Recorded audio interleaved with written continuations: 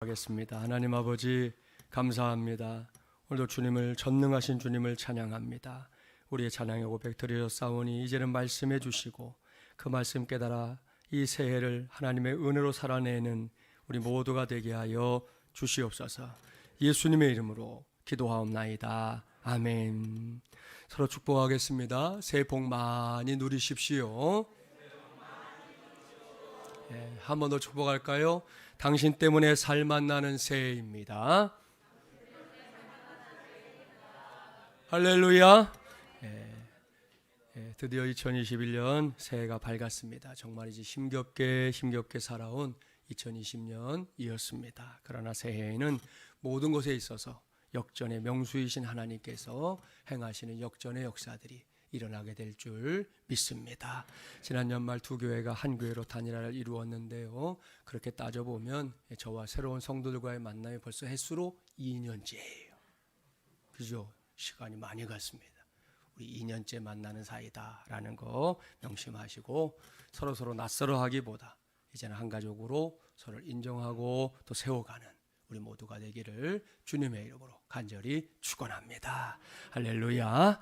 아무튼 오늘은 2021년 새해 첫 주일인데요. 여기서 저는 새로운 우리의 가족들이 꼭 함께 기억해야 할 우리 교회의 사명 선언문을 여러분과 함께 외워보려고 합니다. 자막에 나오니까 읽으시면 되고요. 평소에 좀 외우셔야겠다 생각하면 주보 전면에 왼쪽 상단에 보면 우리의 사명 선언문 이렇게 돼 있습니다. 꼭 외우시면 좋을 것 같아요. 자막에 나오는 거 한번 읽으셔도 좋고 외우는 분은 외우셔도 좋고 한번 해보겠습니다. 교회의 머리는 예수 그리스도이시다. 우리는 그의 몸인 예수의 사람들이 되어 민족과 열방을 구원하고 치유하는 축복의 마중물이 된다. 할렐루야. 여러분, 이것이 우리 교회가 이 땅에 태동할 때부터 꽉 붙잡고 있는 우리 교회의 사명입니다. 사명이 뭔지는 아시죠? 목숨을 다해 지켜야 할 임무요 명령입니다. 따라서 사명은 새해가 됐다 해서 이렇게 바뀌고 저렇게 바뀌고 하는 게 아니에요. 사명이 바뀔 수 있는 때는 오직 그 사명이 완수됐을 때 그때뿐입니다. 그렇기 때문에 우리 교회는 표를 따로 정하지 않습니다. 개척하는 과정에서 주님으로부터 받은 사명에 집중하고 그 사명을 완수하는 것, 그것이 우리 교회 안에서의 신앙 생활입니다. 이를 명심하고 오늘 이후 성심중앙의 모든 가족들이 이 사명 선언문을 가슴판에 새겨놓고 우리가 이곳에서 열심을 다해 신앙생활 할 수 있기를 간절히 바랍니다. 무엇보다 두 교회가 하나의 교회가 되어서 이 놀랍고 위대한 사명, 하늘의 사명을 감당하게 된다는 것 생각만 해도 가슴이 쿵쾅거릴 일입니다.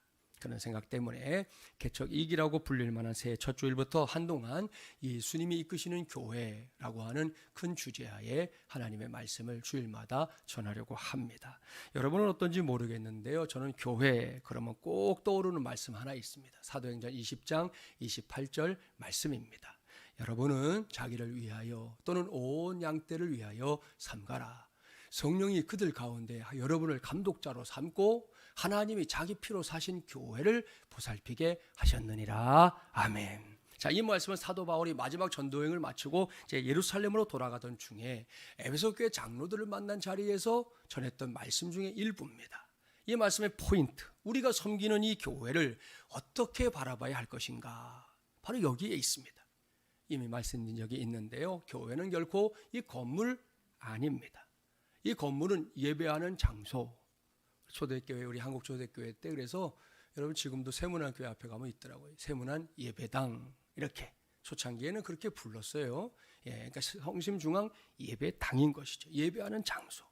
편의상 이 건물을 가리켜 성심중앙교회 이렇게 부르긴 하지만 그럼에도 불구하고 이 공간은 분명히 교회가 아니에요.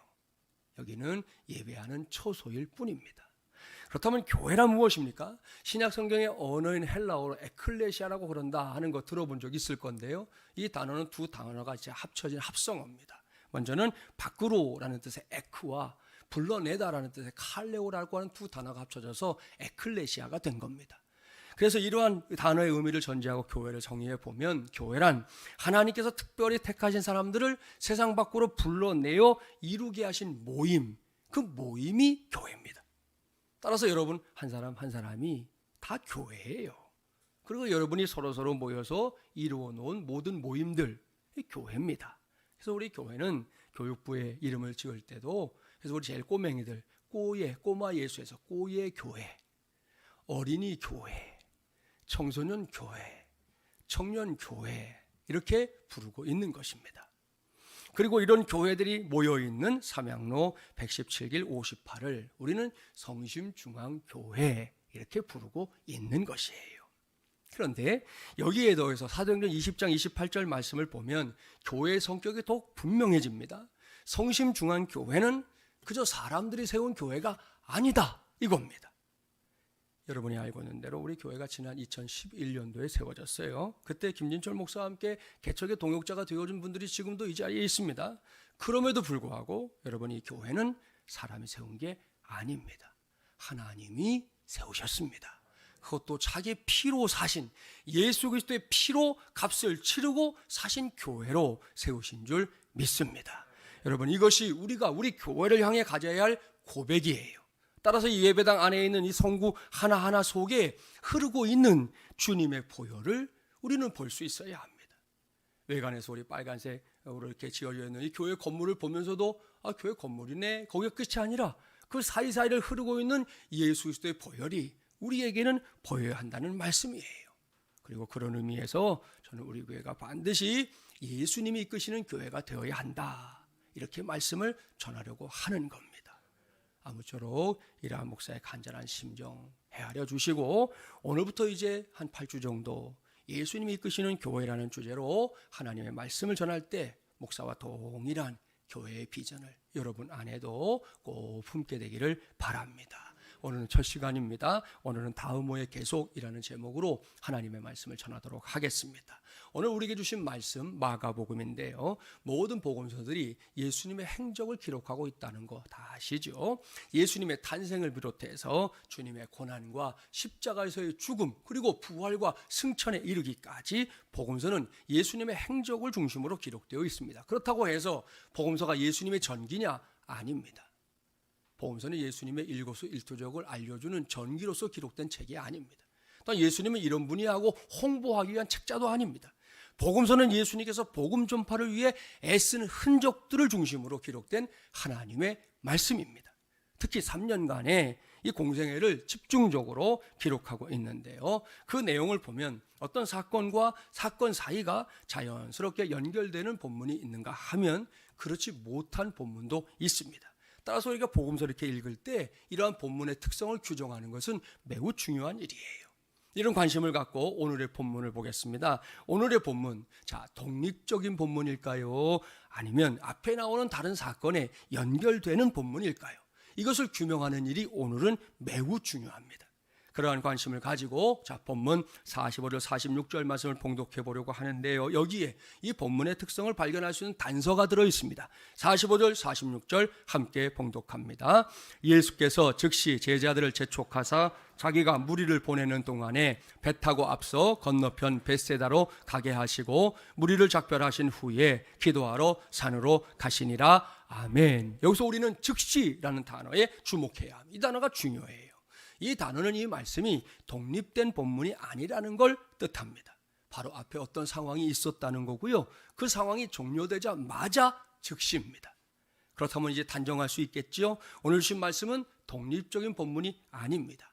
앞에 기록된 어떤 말씀에 이어지고 있는 말씀이라는 거예요. 그렇다면 본문에 앞서 있는 말씀 무엇입니까? 마가복음 6장 거슬러 올라가 보면 30절부터 44절까지의 말씀인데요, 당장 여러분의 눈으로 쑥 훑어보세요. 그러면 그 말씀이 어떤 말씀인지 알 수 있을 겁니다. 자, 무슨 말씀입니까? 안 훑어봤어요? 어떤 말씀이에요? 오병이어의 기적 사건입니다. 우리가 알고 있는 대로 예수님은 종종 많은 무리들을 대상으로 하나님의 말씀을 가르치셨어요. 당시 이스라엘 백성들이 하나님의 말씀에 목말라 하고 있었다는 거, 세례 요한이 나타나니까 다 열광했다는 거 아시죠? 물론 그들에게는 대제사장, 사두개인, 바리새인 등등의 종교 지도자들이 있었습니다. 하지만 그들은 평범한 백성들이 이해할 수 없는 단어들을 막 사용해 가면서 하나님의 말씀을 가르쳤어요. 오늘날로 말하면 설교하면서 철학적으로 어쩌고 저쩌고, 사회학적으로 어쩌고 저쩌고, 의학적으로 어쩌고 저쩌고 이렇게 하는 것과 마찬가지예요. 그러니 백날 들어도 거기서 거기에요. 백성들은 하나님의 말씀을 들었지만 말씀을 깨닫는 기쁨을 맛볼 수 없었습니다. 그런데 어느 날 예수님께서 백성들 앞에 턱 나타나셨어요. 그들에게 하나님의 나라를 가르쳐 주시는데 때로는 직설법으로, 때로는 비유를 들어가면서 예수님께서 백성들을 가르쳐 주시는 거예요. 그 가르침이 얼마나 오묘하니, 특별히 얼마나 쉬운지, 은혜를 받은 많은 무리들이 예수님의 말씀을 듣기 위해서 산지사방에서 몰려들었습니다. 오병이의 기적은 바로 그와 같은 상황 속에서 이루어진 기적이었습니다. 그렇습니다. 기적이 일어났던 그날 예수님의 곁에는 많은 무리들이 모여들어서 오늘은 또 어떤 말씀을 주시나 기다리고 있었던 거거든요. 하루 종일 날이 저물도록 예수님 말씀을 전하셨는데요. 그러다가 이제 어느덧 집으로 돌아갈 시간이 됐습니다. 근데 문제가 생겼습니다. 온종일 예수님 말씀을 듣느라 어디 가서 일 하나도 못했으니까 일용직이 대부분인 백성들이 어떻게 하겠어요? 온종일 쫄쫄 굶었는데 집에 가서도 굶게 생긴 거지요. 그러니 그 배고픈 배를 끌어안고 밤잠을 설칠 백성들을 생각하니까 예수님의 마음이 그래 편안하지 않은 거예요. 예수님이 이것을 염려하셨습니다. 참으로 세심하신 주님의 마음을 엿볼 수 있는 대목입니다. 그렇습니다. 예수님은 자신을 따라다니는 사람들의 애로사항을 늘 살피시는 분이었습니다. 그들의 필요가 무엇인지, 그들의 고민이 뭔지, 그들의 아픔이 뭔지 늘 관심을 가져주셨어요. 그렇게 할 수 있는 한 최선을 다해서 다른 사람들을 배려해 주신 건데요.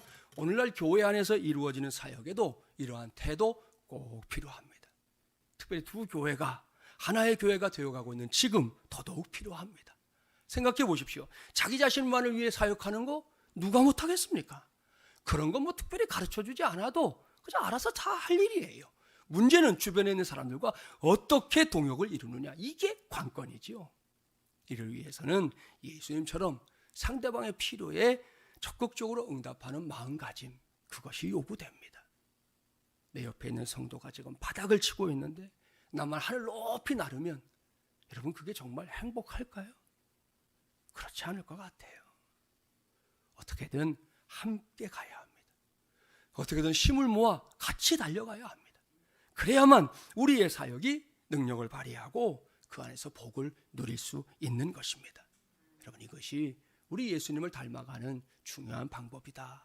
저는 그렇게 믿습니다. 리더스 다이제스트라고 하는 신앙 잡지 소책자에 수록됐던 이야기 하나 소개할게요. 40대 중년의 아들이 주일을 앞두고 자신의 노모에게 교회에 가기 싫다 그러면서 3가지 이유를 말했대요. 첫째, 아침 일찍 일어나야 하는 것이 너무 힘들다. 3부 오는 분들은 괜찮죠, 그래도? 1부 오는 분들은 그럴 것 같아요.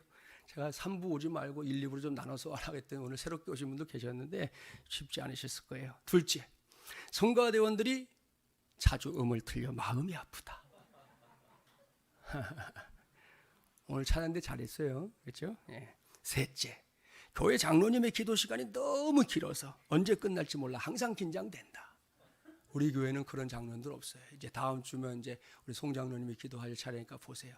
3분이 지금 다 이렇게 적당하게 기도하시잖아요. 아무튼 이게 이유였는데 아들의 말을 들은 어머니가 아들에게 응수합니다. 아들아, 네가 교회에 가야 할 이유도 3가지야. 첫째, 교회에 모여 예배드리는 것은 하나님의 명령이다. 둘째, 주일 예배는 신앙생활의 기본이다.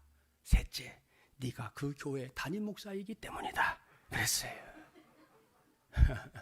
여러분, 이건 그야말로 유머죠. 담임 목사가 교회 가기 싫다고 한다는 게 말이나 되겠습니까? 그럼에도 불구하고 이 이야기 속에서 제가 여러분과 함께 귀를 기울이고 싶은 건 주님의 몸된 교회를 누구나 가고 싶어하는 시간과 공간으로 만들어야 한다. 바로 이걸 말씀드리고 싶은 거예요. 교회가 가고 싶어야죠. 가고 싶지 않은 곳이 되면 여러분 그건 끝난 거잖아요. 내가 섬기는 교회가 가고 싶어요. 코로나19 아니라 코로나19 할아버지라도 가고 싶어야지 그 교회가 가는 교회죠. 뭔가 걸림돌 하나 생기면 아이 난 뭐 안 할래, 안 갈래, 신앙생활 그만하지 다들 그렇게 하는데 이러면 그런 교회에서 신앙생활이 어떻게 되겠어요? 이게 우리가 해야 될 일이라는 거예요. 그러려면 이 자리에 있는 성도 한 사람 한 사람의 역할이 매우 중요한데요. 제일 먼저 가져야 할 생각이 있습니다. 그것은 나 자신은 물론이고 내 옆에 앉아있는 바로 그 성도도 우리 교회에서는 꼭 필요한 사람이라는 인식, 그것을 서로에게 심어주는 역할을 해야 된다는 거예요. 갔는지 관심도 없어요? 저 목사지만 그런 교회를 안 다니고 싶은데, 이 사람이 어떤 이유 때문에 안 나타나는지 한 달, 두 달 됐는데도 아무것도 챙기는 사람 없어요? 여러분 같으면 그런 교회 다니고 싶어요? 목사도 안 다니고 싶은데? 그렇지 않아요. 당신이 정말 필요하다고, 이 교회를 세우는데 당신의 역할이 있다고. 우리 교회 항상 보면 연세 드신 분들은 맨날 그래요. 저한테 하시는 분들이, 아이고 목사님, 내가 젊어서 목사님을 만났어야 됐는데, 그러면 내가 더 많은 걸 했을 텐데, 나이 들어서 목사님 만나니까 할 것도 없고 뭐 괜히 짐만 드리는 것 같아서 죄송해요. 그래요. 그럼 제가 그러죠. 우리 교회에 우리 집사님, 우리 권사님 같은 분이 또 있으면 그 말이 맞는데, 아무리 다 뒤져도 한 분밖에 없는데, 그 한 분이 필요해서 여기에 놓아주신 거잖아요. 우리가 그것을 정말 인정해야 된다니까요. 저 사람이 없으면 우리 교회는 어딘가가 금이 가는 거예요. 이 사람이 없으면 지금까지 세웠던 교회에 온갖 힘이 빠지는 거예요. 그걸 우리가 인정해야 되고, 그걸 서로에게 알려줘야 돼요. 당신은 꼭 필요한 사람이에요. 남녀노소 할 것 없이 모두가 단 한 사람도 예외 없이 꼭 필요한 사람이라는 거, 우리가 그것을 인정해주고 서로가 그런 역할을 해주는 게 지금 필요하다는 거죠. 여러분, 이것이 진정한 동역입니다. 이것이 성경적인 동역입니다. 새롭게 시작한 2021년이 바로 이러한 동역의 능력을 발휘하는 복된 한 해가 되기를 주님의 이름으로 축복합니다. 할렐루야. 자, 말씀을 다시 돌아볼게요. 제자들은 그러한 예수님의 마음을 헤아렸어요. 그들은 백성들 사이로 오가며 먹을 것을 구해왔는데, 그때 제자들이 구한 게 뭡니까? 떡 5개와 물고기 2마리. 그래서 오병이요 그러는 거잖아요. 자, 이게 다입니다. 더 이상 아무것도 그들의 손에는 없었습니다. 그리고 예수님은 그 오병이어를 손에 받아 들었어요. 그리고 한자리에 모여있던 무리들을 여기저기에 100명씩 50명씩 100명씩 50명씩 앉혔습니다. 그리고 어떻게 하셨습니까? 자, 오늘 본문인 마가복음, 오늘 본문 조금 넘어갔죠. 위로 올라갑니다. 6장 41절부터 44절, 저와 여러분이 한 절씩 교독해 보겠습니다. 41절 제가 읽을게요. 예수께서 떡 5개와 물고기 2마리를 가지사 하늘을 우러러 축사하시고 떡을 떼어 제자들에게 주어 사람들에게 나누어 주게 하시고, 또 물고기 2마리도 모든 사람에게 나누시매 남은 떡 조각과 물고기를 12바구니에 차게 거두었으며.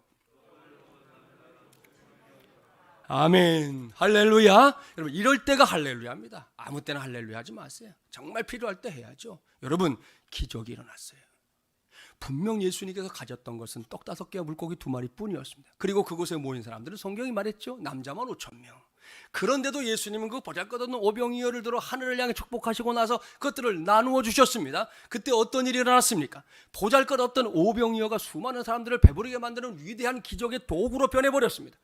이 사건은 매우 놀라운 일이에요. 여러분, 마태, 마가, 누가, 요한, 사복음서가 있는데 사복음서에 다 기록된 기적이 몇 개 안 돼요. 그 중에 하나가 오병이어의 기적입니다. 왜? 제자들에게는 너무나 충격적이었던 사건, 잊으려고 해도 잊을 수 없는 사건이 되었기 때문이었습니다. 이 일은 당시 벳세다 건너편 한 들판에서 벌어졌습니다. 그러고 나서 오늘의 말씀 즉시입니다. 예수님은 제자들을 재촉하셨어요. 이미 어두워가는 시간이었기 때문에 예수님은 제자들에게 먼저 벳세다로 건너가라 하신 거예요. 배를 태워 보냈어요. 예수님은 뒤에 남아서 오병이어의 기적을 체험한 무리들을 집으로 다 돌려보낸 뒤에 기도하기 위해 산으로 가셨고요. 이렇게 치열했던 하루가 여느 날과 다름없이 마감되는 것 같았습니다. 그런데 갈릴리 바다를 건너가던 제자들에게 심각한 문제가 발생합니다. 오늘의 본문 47절, 48절 함께 봉독해 보겠습니다. 저물매 배는 바다 가운데 있고 예수께서는 홀로 무태 계시다가 바람이 거스름으로 제자들이 힘겹게 노젓는 것을 보시고 밤 4경쯤에 바다 위로 걸어서 그들에게 오사 지나가려고 하시매. 무슨 말씀입니까? 여기 갈릴리 바다에서 공경에 처한 제자들이 보입니다. 갈릴리 바다는 사실 커다란 호수입니다. 성경에서도 호수하고 바다라는 말이 이렇게 혼용되어 사용하는 걸 볼 수 있는데요.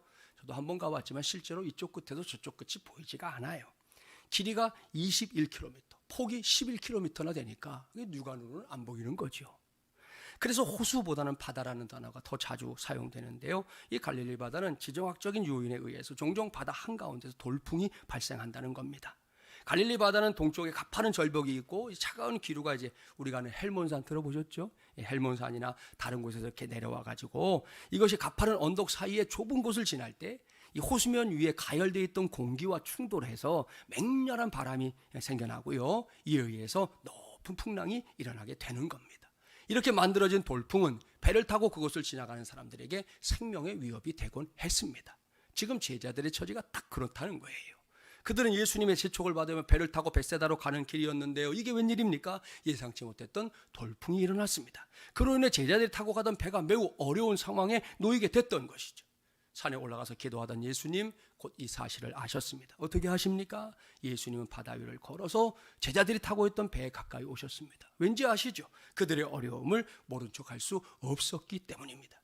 그런데 본문 49절 말씀을 잘 보세요. 제자들은 어둠 속에 보이는 예수님의 모습에 혼비백산했습니다. 저게 뭐야 저게? 아이고 유령이다 유령. 제자들은 예수님을 알아보지 못했습니다.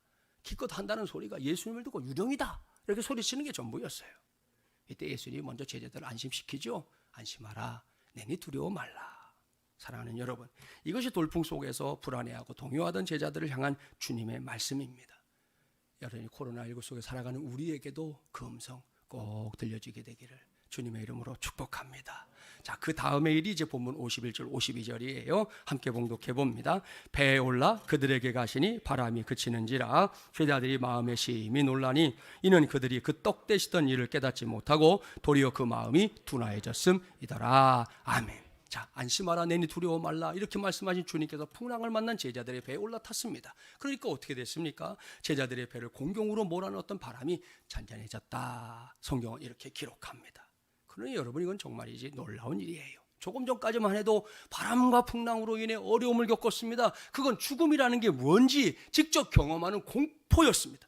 그런데 이제는 다 끝났습니다. 주님께서 배에 올라오시자마자 모든 것이 언제 그랬냐는 듯 온 세상이 평온을 되찾았습니다. 얼마나 감사한 일입니까? 그 거센 풍랑이 주님으로 인해 잠잠해졌으니 말입니다. 그런데 여기서부터가 이제 오늘 중요해요. 일련의 사건을 경험한 제자들의 반응, 자, 유심히 살펴야 합니다. 그들의 마음이 성경을 보니까 심히 놀랐다 그랬습니다. 무슨 말이냐? 그들이 의아해했다는 겁니다. 세상에 어째 이런 일이, 이런 반응이었다는 거예요. 자, 여기까지가 본문에 기록된 사건의 전모입니다. 여기서 반드시 짚고 넘어가야 할 게 있습니다. 그것은 이 사건의 결론이라고 할 수 있는 본문 52절 말씀인데요. 본문을 기록한 마가는 이 말씀에서 매우 중요한 사실 한 가지를 정확하게 지적합니다. 이것이 오늘 제가 이 본문을 선택해서 여러분에게 말씀을 전하는 가장 큰 이유이기도 합니다. 본문 52절 제가 봉독할 테니까 잘 보세요. 이는 그들이 그 떡 대시던 일을 깨닫지 못하고 도리어 그 마음이 둔하여졌음이러라. 저는 오늘 말씀을 전하기 시작하면서 이 말씀이 결코 독립된 본문이 아니다 그랬고요. 이것이 오늘의 말씀을 나누는데 매우 중요하다 말씀드렸습니다. 자, 그걸 전제하고 52절 말씀을 보라는 겁니다. 우리는 이 말씀에서 마가가 의도적으로 제자들의 무지함을 지적하고 있다는 걸 알 수 있습니다. 지금 이 배에 타고 있는 제자들 어떤 사람들입니까? 조금 전에 저 벳세다 건너편 들판에서 예수님께서 떡 5개와 물고기 2마리로 5,000명을 먹이신 사건을 직접 경험한 사람들. 경험뿐입니까? 그때 남은 조각들을 12바구니 가득하게 모았던 사람들이에요. 이 말은 직접 눈으로 보지 않고는 믿을 수 없는 그 기적의 주체들이었다, 이런 말씀입니다. 그렇습니다. 이 사람들 보통 사람들 아니에요. 이 놀랍고 위대한 일을 두 눈으로 목격했습니다. 그 속에서 예수님의 전능하신 능력을 보았던 사람들입니다. 그런데 그 예수님께서 잠시 후에 바다 위를 육지처럼 걸어서 나타나시고 또한 배에 올라오셔서 바람을 잠잠케 하신 일을 놓고 다른 사람들도 아니고 제자들이 의아하게 생각합니다. 이해할 수 없다는 거예요. 어떻게 이런 일이 있냐는 거예요. 사랑하는 여러분, 이걸 주목하십시오. 바로 여기에 우리가 빠지기 쉬운 함정이 있습니다. 우리에게도 제자들이 범한 어리석음이 얼마든지 있을 수 있다는 말씀입니다. 그것은 앞서 경험했던 주님의 역사를, 주님의 능력을 그때는 잘 알고 있었는데 뒤돌아서면서 싹 잊어버리는 거예요. 가끔 성도들 중에 그런 분들이 있어요. 아이 목사님, 저는 요즘 머리가 안 좋아졌는지 돌아서면 잊어버리고 돌아서면 잊어버린다는 거예요. 제가 처방을 얘기해 줬어요. 돌아서지 마세요. 돌아서서 잊어버리고 돌아서서 잊어버리고 안 돌아서면 되잖아. 예? 사람들이 그런 말로 자기가 망각하고 있는 것을 그냥 구렁이 담 넘어가듯 넘어가는 일들이 너무 많다는 거예요. 여러분, 오병이어의 기적이 일어나고 지금 10년이 지났습니까? 20년이 지났습니까? 그러면 이해하겠다 이거예요. 사람이 다 그러니까, 잘 잊으니까. 근데 아니잖아요. 조금 전의 일입니다. 조금 전에 주님의 능력이 얼마나 대단한 것인지 경험했어요. 조금 전에 주님께서 행하신 기적을 두 눈으로, 두 손으로 직접 체험했어요. 그런데 왜 잠시 후에 믿지 못하는 겁니까? 왜 잠시 후에 의심하는 것입니까? 왜 잠시 후에 이건 될 수 없는 일이야 함부로 단정하는 것입니까?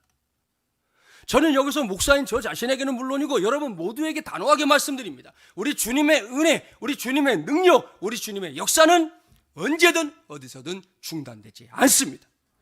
이제 막 새해가 시작됐는데요, 새해가 시작됐다 해서 단절되지 않습니다.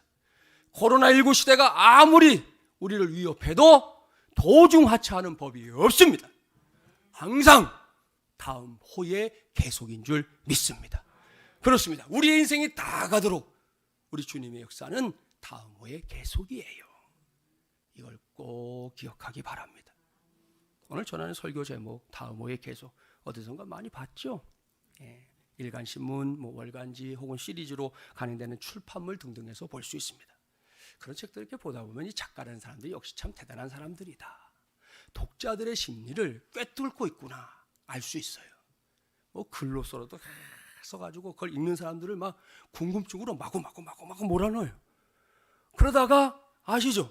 당장 어떤 일이 일어날 것 같은 상황, 숨이 넘어갈 것 같은 상황, 하늘과 땅만큼의 막 걱정거리 잔뜩 놓여있는 상황을 딱 만들어 놓고 더 진행을 안 시켜요. 그러고 나면 편집부에서 맨 밑에다가 다음 후에 계속 이렇게 여운 어린 문장으로 그 글을 맺어버려요. 그때 독자들이 할 수 있는 게 뭡니까? 기다리는 거예요. 아무리 내가 궁금해서 자기가 그 뒤에 얘기를 쓰고 싶으면 모를까? 그 사람이 쓰는 걸 계속 보겠다 그러면 묵묵하게 기다리는 게 전부예요. 다음 호에 계속 진짜 어떻게 여기 있어요? 그 아쉬워하면서 그냥 기다려야 돼요. 드라마 공화국인 우리나라에서 드라마를 좋아하는 분들, 성도들도 있죠. 동일한 경험할걸요. 시청자들이 푹 빠져서 보는 드라마, 특별히 그 다음 장면 때문에 막 속이 타고 궁금하고 어찌 될지 몰라서 막 발 동동 구르고, 어느 권사님은 주인공으로 나오는 사람하고 실제 인물하고 막 몰라가지고, 옛날 얘기 해드렸죠. 옛날에 뭐죠? 가을 동안가 겨울 동안가 권사님 한 번 새벽에 와가지고 막 기도하더래. 우리 은사를 살려주세요. 그 목사님이 도대체 그 집안에 누가 아파서 저렇게 기도하나 했더니 주인공 은서 살려달라고. 참 큰일 났어요. 그런 거잖아요. 막 궁금한데 모아놓고 그러고 나서 딱 끝내요. 다음에 나오죠. 내일 이 시간에, 다음 주 이 시간에 자막이 딱 지나갑니다. 그러면 아무리 궁금해도, 아무리 스트레스 받아도 다음 시간에 되어야만 그 궁금증을 해결할 수 있는 거예요. 사랑하는 여러분, 이걸 지금 말씀드리려고 하는 겁니다. 하나님의 역사도 마찬가지입니다. 주님의 은혜도 마찬가지입니다. 지난 2020년에 저와 여러분, 우리 성심중앙교회가 받은 은혜, 결코 그것이 끝이 아닙니다. 새롭게 시작된 2021년도에도 그러니까 다음 호의 계속인 줄 믿습니다. 어제 우리가 받은 주님의 은혜도 마찬가지입니다. 그것도 끝이 아니에요. 그건 역시 다음 호의 계속입니다. 옳습니다. 어제 역사하신 하나님, 오늘도 역사하십니다. 오늘 역사하신 하나님, 내일도 역사하십니다. 주님의 은혜 역시 마찬가지입니다. 주님께서 베풀어 주신 은혜가 얼마나 큰지 저도 여러분도 다 헤아리지 못합니다. 그럼에도 그 은혜는 오늘도 계속됩니다.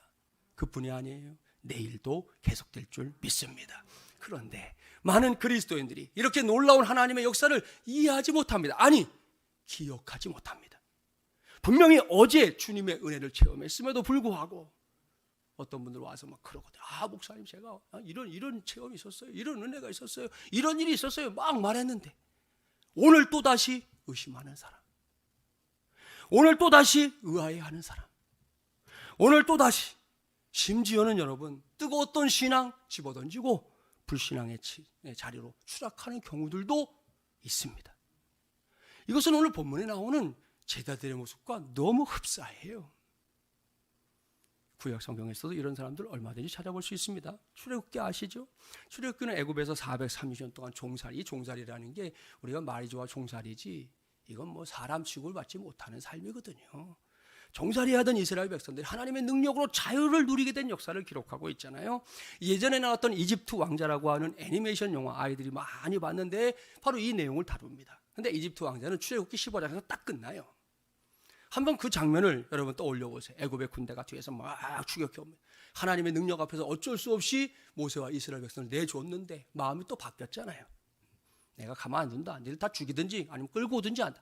군대를 이렇게 해서 먼지를 쫓아왔어요. 그때 하나님 어떻게 하셨습니까? 홍해 바다를 양쪽으로 쭉 갈라서 육지처럼 만들어 주시고 그 길을 이스라엘 백성들이 건너가게 하셨어요. 그뿐이 아니죠. 그들이 건너가고 나자마자 다시금 홍해 바다를 합치셔서 뒤를 따라오던 애국 군대는 몽땅 다 수장되고 말았습니다. 이 사건 대단한 사건이죠. 이스라엘 백성들은 이 사건을 잊을 수가 없었어요. 그래서 성경 곳곳 구약만 아니라 신약 성경에서도 그날을 회상하는 이스라엘 백성들의 신앙 고백을 확인할 수 있습니다. 자, 그들을 보세요. 엄청난 경험했습니다. 그리고 그들은 성경을 보니까 홍해 바다를 건넌 다음에 하나님을 막 찬양했어요. 감사함의 영광 돌렸어요. 눈물 쏟고 춤을 추며 찬양했어요. 그 죽음의 자리에서 자신들을 건져주신 하나님의 능력을 실감했잖아요. 그런데 출애굽기 16장으로 딱 넘어가 보세요. 우리는 거기서 이스라엘 백성들의 어리석음을 바로 목격합니다. 지금 17장도 아니고 18장도 아니에요. 15장 끝났는데 16장이에요. 자, 출애굽기 16장 1절부터 3절을 교독해 볼게요. 자막에 나옵니다. 제가 1절 읽습니다. 이스라엘 자손의 온 회중이 엘림에서 떠나 엘림과 시내산 사이에 있는 신광야에 이르니 애굽에서 나온 후 둘째 달 15일이라.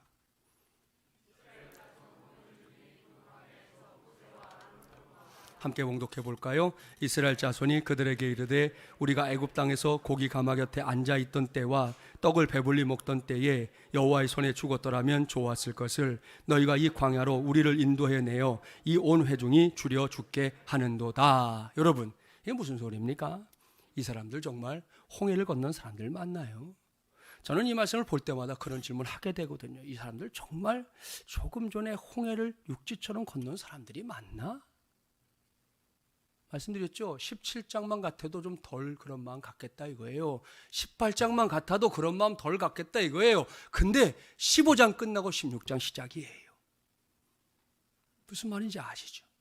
바로 얼마 전에 하나님의 놀라운 능력을 체험했다니까요. 금방 하나님의 은혜 몸소 경험했다니까요. 그런데 뭐가 부족합니까? 필요한 것이 있어요. 그러면 그 하나님께 구하면 되는 거잖아요. 홍해 바다를 육지처럼 갈라주신 하나님이 뭘 못하시는 건데요 도대체? 먹을 것이 필요합니까? 먹을 거 구하면 되잖아요. 입을 것이 필요합니까? 입을 거 구하면 되잖아요. 그런데 째째하게 기껏 한다는 소리가 종살이하며 살던 그때 그 고약한 시절이 그립대요. 허구한 날 얻어 터지고 제대로 된 밥 같지도 않은 밥 얻어 먹으면서 살았던 그때 가끔 좋을 때는 고기도 좋나 보죠. 오늘 말씀 보니까 그 고기 한 덩어리 먹었던 그 기억, 그게 좋아서 다시 가고 싶다고, 거기로 가고 싶다고. 참 안타까운 일이에요. 기가 막히잖아요. 이어지는 말씀을 보면 하나님이 이 일로 인해서 마음이 상하셨어요. 왜요? 이스라엘 그들이 하나님의 역사는 홍해를 건너기 전에는 물론이고 홍해를 건넌 후에도 다음 후에도 계속된다는 사실을 망각하고 있었기 때문입니다. 그러니 하나님 편에서 이게 얼마나 안타까운 일이에요. 사랑하는 여러분, 어쨌거나 이것은 여기까지는 남의 이야기. 이제 남은 건 우리들의 이야기입니다. 목사가 묻겠습니다. 저와 여러분은 어떻습니까? 저와 여러분은 하나님의 은혜, 하나님의 능력을 어떻게 생각하고 있습니까? 지난 한 해 코로나19를 비롯해서 그 모진 어려움을 지나 여기까지 온 거 하나님의 은혜입니다. 틀림없습니다. 그런데도 우리 스스로 하나님의 역사를 지나치게 제한하고 있는 건 아닙니까? 저와 여러분이 지금까지 살아오면서 경험했던 주님의 능력 도대체 어느 정도입니까? 우리 모두가 받은 은혜 무엇입니까? 지금 여러분이 믿고 의지하는 주님은 과연 여러분에게 어떤 분입니까? 김진철 목사가 이 시간에 단언하겠습니다.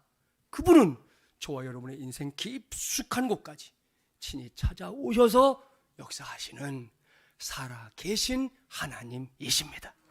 그리고 그분이 하시는 일은 결코 어제로 끝나지 않았습니다. 오늘도 계속됩니다. 그뿐이 아닙니다. 다음 호에 계속, 다음 호에 계속, 다음 호에 계속. 언제까지요? 이 땅에서의 우리 인생이 끝날 때까지. 아니, 우리 예수님께서 약속하신 대로 주님이 다시금 이 땅에 재림의 주로 오시는 그날까지 다음 호의 계속인 줄 믿습니다. 그러니 여러분, 이 믿음 붙잡읍시다. 결코 시시하고 째째한 그리스도인들, 그런 거 이제 그만합시다. 여러분, 예수를 믿는다는 게 뭔데?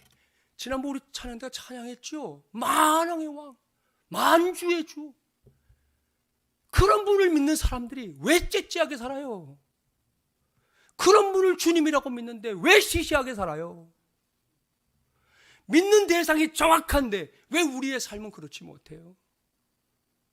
새해에는 우리 그렇게 살지 맙시다.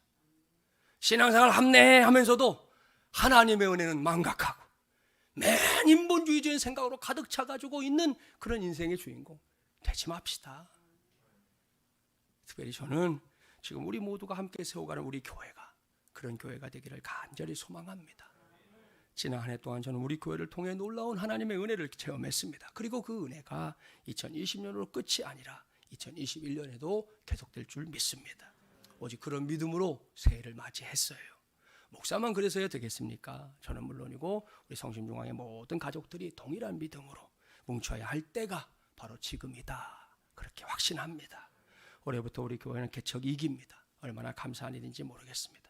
아울러 올 한 해를 향한 하나님의 많은 계획들, 코로나19가 여전하지만 우리 교회를 통해 펼쳐지게 될 줄 믿습니다. 다시 말씀드립니다. 하나님의 은혜는 다음 후에 계속입니다.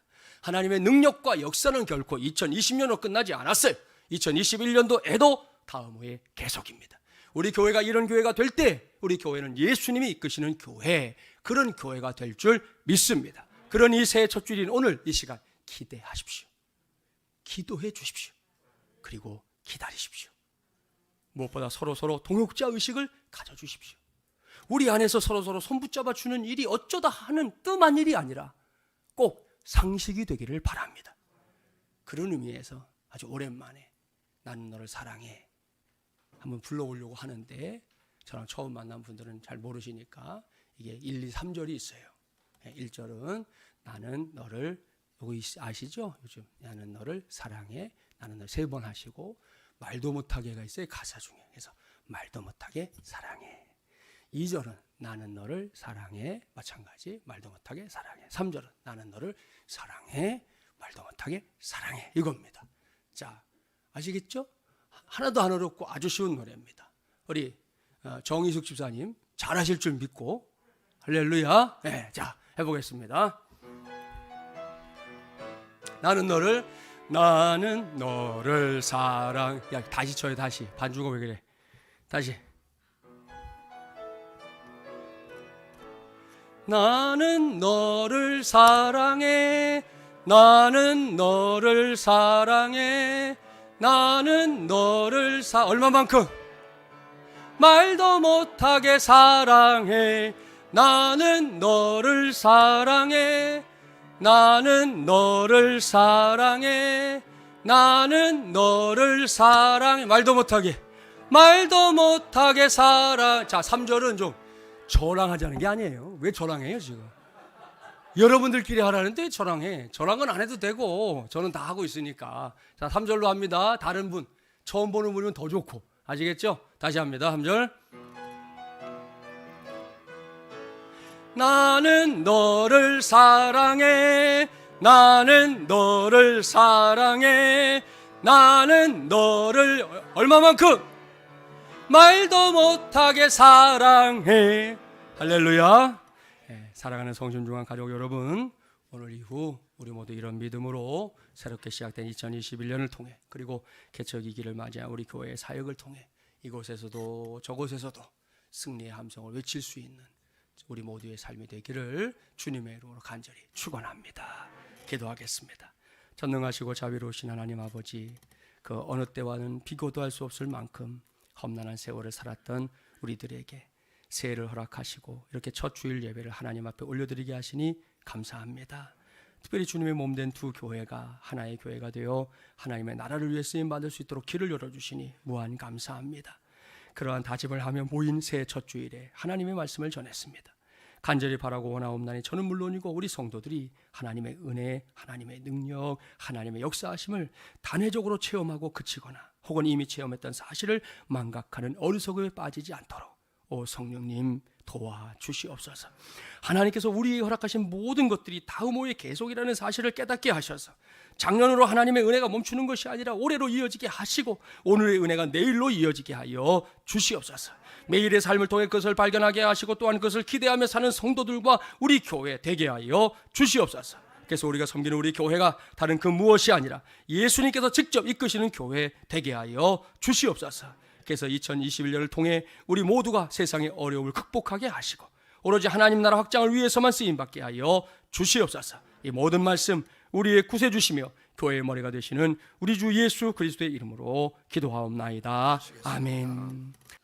이제는 우리 주 예수 그리스도의 은혜와 하나님 아버지의 극진하신 사랑하심과 성령님의 교제고통 감화 감동 역사 인도하심이 새해를 맞고 첫 주일 이렇게 주님 전에 나오셔서 마음 뜻 정성 힘을 다하여 예배를 드리실 때에 주님이 사랑하시는 귀한 주의 종을 통해서 들려주시는 하나님의 말씀으로 은혜 받으시고 예수님이 이끄시는 교회의 은혜와 능력과 축복의 하나님의 역사는 계속 되어진다고 하는 것을 깨닫고 21년에도 이 축복 누리면서 살아가기로 마음속에 다짐하시고 돌아가시는 주의 사랑하시는 귀한 자녀들 머리 위에와 가정 위에 가족들 위에